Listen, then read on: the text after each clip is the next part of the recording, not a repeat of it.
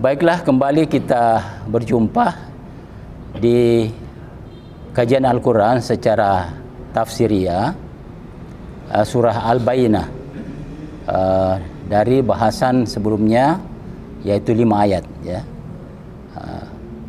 Mungkin teman-teman nanti akan memberikan tanggapan-tanggapan, pemikiran dan pengalaman-pengalamannya berkaitan dengan ayat-ayat yang kita bahas kali ini. Silakan, mungkin ada teman yang mau mulai. Tafadhal.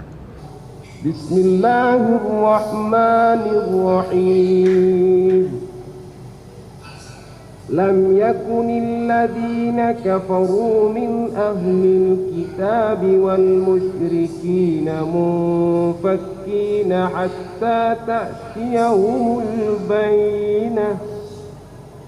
Rasulun minallahi yatlu suhufan mutahharatan fiha kutubun qayyimah. Wa ma tafarraqa alladhina utul kitaba illa min ba'di ma ja'atuhumul bayyinah. Wa ma umiru ليعبدوا الله مخلصين له الدين حنفاء ويقيموا الصلاة ويؤتوا الزكاة وذلك دين القيمة.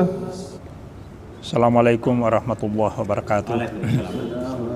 Alhamdulillahirrabbilalamin. Malam ini kita masih diberi kesempatan oleh Allah Subhanahu wa Ta'ala dalam acara kembali kita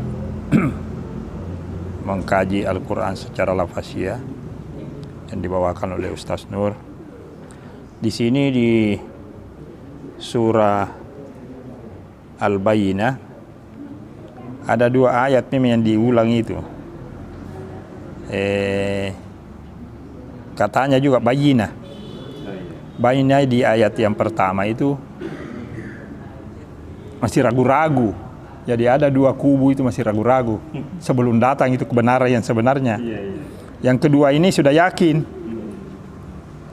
Ya, jadi sudah yakin begitu ada datang memang kebenaran. Sudah ini, sudah betul ini. Yang kitab saya sudah baca ini. Sudah betul begitu.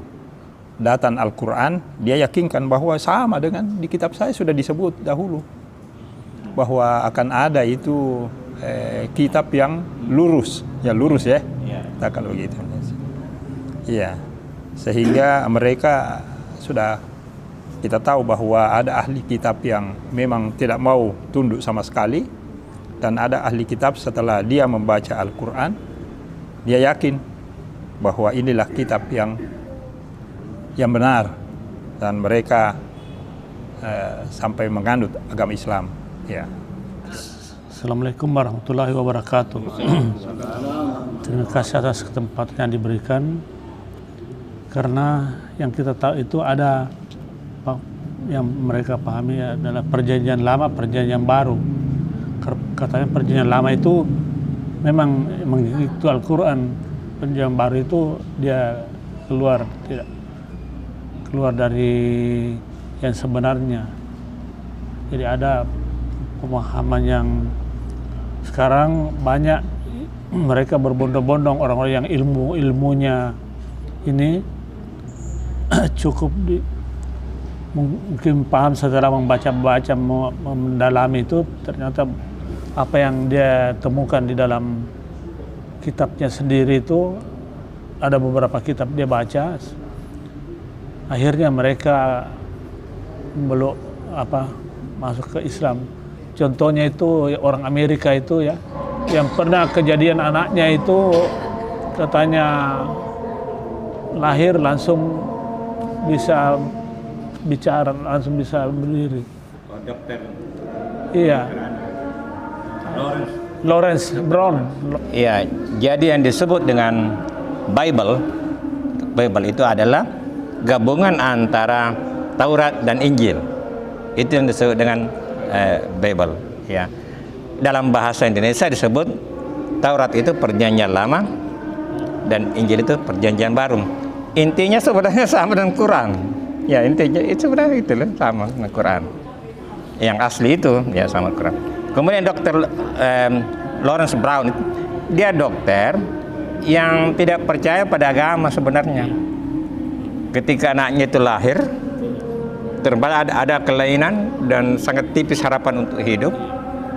Nah, di saat itu dia jalan-jalan, rupanya di ruang ICU itu di sebelahnya itu di rumah sakit di Amerika itu ada tempat berdoa untuk semua agama karena tidak ada simbol-simbol. Untuk pertama kalinya dalam hidupnya dia berdoa, Tuhan, kalau kau memang ada, selamatkan anakku. Dan dia kaget ketika dia kembali ke atas, karena dia dokter, dia tahu kondisinya. Kenapa itu anak itu sehat kembali, ya sehat kembali. Jadi memang belum mati tapi sudah sekarat kembali. Sejak itu mulailah dia mempelajari agama, semua agama. Dia pelajari semua agama, dan yang ditemukan itu yang terakhir adalah Islam, yaitu ceritanya. Dia sekarang itu membawa acara dalam perbandingan agama dalam salah satu stasiun televisi di Amerika saat ini. Dijelaskan itu mengenai kesamaan antara Bible dengan Al-Quran, dari sisi mananya? Yang beda itu syariatnya. Jadi umatnya melakukan syariat yang berbeda sesuai kondisi zamannya. Tapi inti ajarannya sama, yaitu La ilaha illallah, tidak ada Tuhan selain Allah. Dan Rasul Musa, Isa adalah Rasul Allah. Terakhir Rasul Muhammad SAW. Tapi ada perbedaannya juga, Pak Mai.